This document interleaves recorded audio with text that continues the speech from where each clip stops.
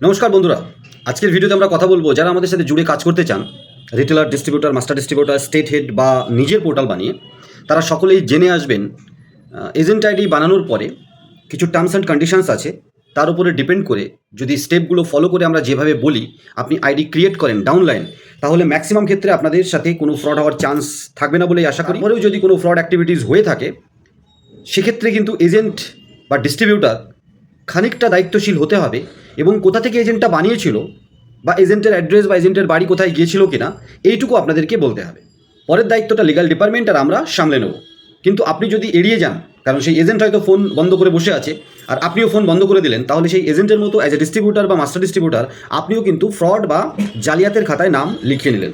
আশা করি এইটুকু ভেবে দেখুন, পরে এগুলো বলার থেকে আগে বোধহয় ওপেনলি বলে দেওয়া ভালো। চাই যে শুধুমাত্র অ্যাকচুয়াল যারা ব্যবসা করতে আসছে তারা আইডি কিনে ব্যবসা করতে আমাদের সাথে আসুক।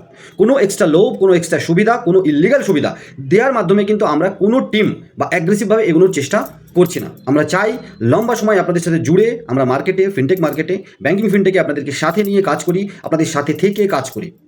আমাদের আইএনডি টেক জোন ইউটিউব চ্যানেলে প্রথমবার এলে অবশ্যই সাবস্ক্রাইব করে পাশে থাকবেন। ভিডিওটা কেমন লাগলো কমেন্ট সেকশনে বলতে ভুলবেন না। নতুন একটা ভিডিও নিয়ে খুব তাড়াতাড়ি আসবো, ততক্ষণ সবাই ভালো থাকুন, সুস্থ থাকুন, কারণ IND tech zone YouTube channel সবসময় আপনাদের সাথে আছে, পাশে আছে।